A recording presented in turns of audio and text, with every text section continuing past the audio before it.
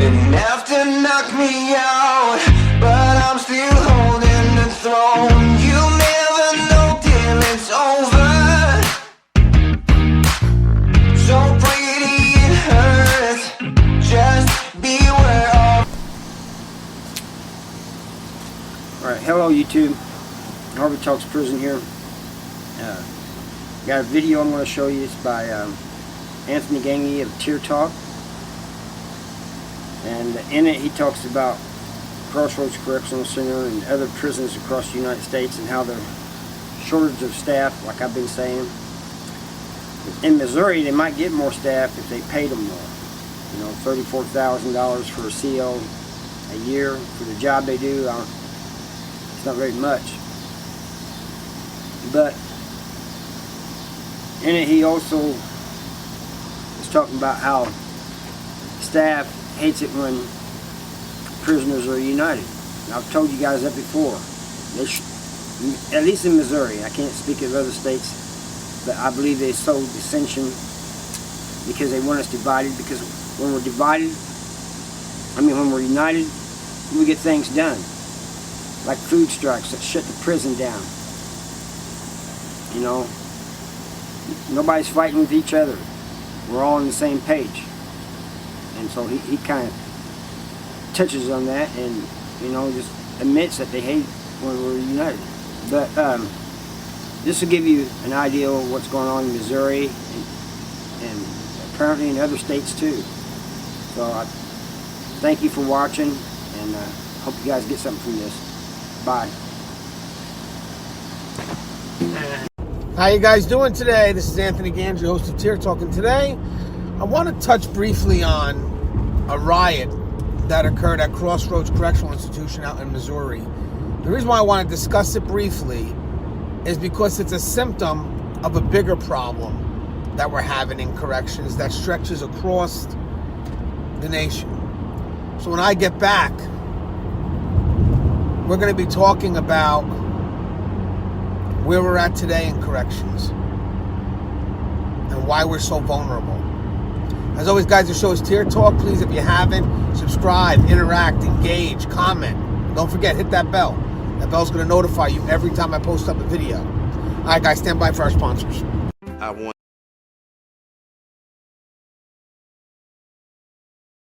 Thank you guys for listening to our sponsors. So at Crossroads Correctional Institution out in Missouri, a riot occurred, involved about 209 inmates.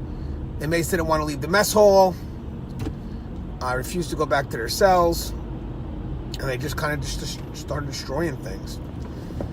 And I think that what's going on in Missouri is kind of a symptom of a bigger picture that's affecting us nationally. And again, we've discussed this before. We're talking about understaffed prisons, understaffed jails, correctional facilities. I mean, if you Google understaffed prisons, you're going to see a list of prisons across the nation that are affected by understaffing.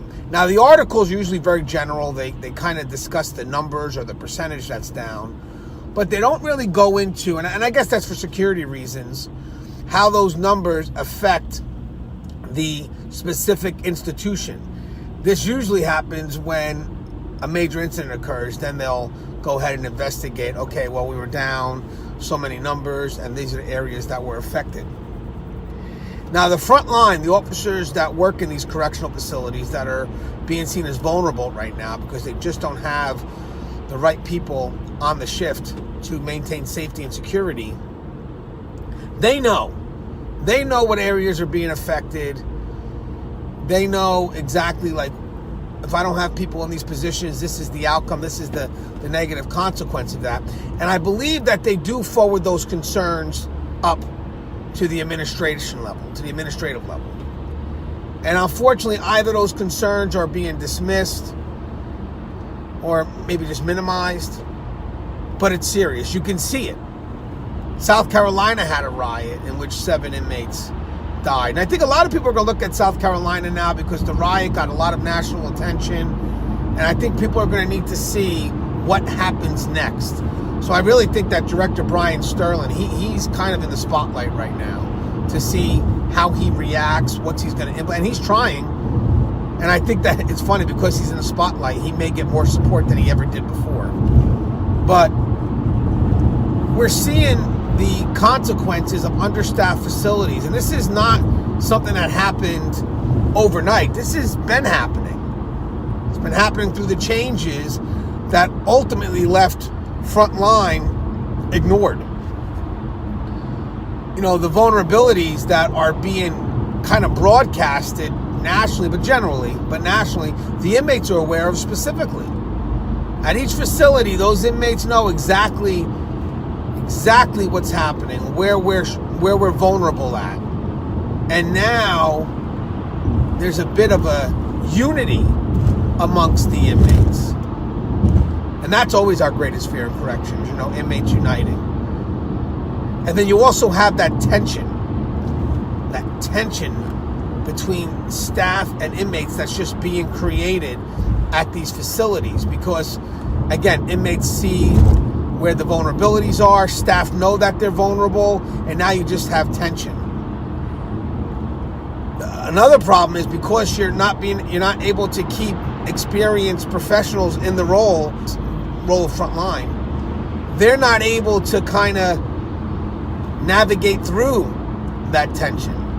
Instead, we have inexperienced officers who really don't know how to jail, if you will. And what I mean by jailing, I mean just simple communication, old school methods that worked, that kept these inmates in line.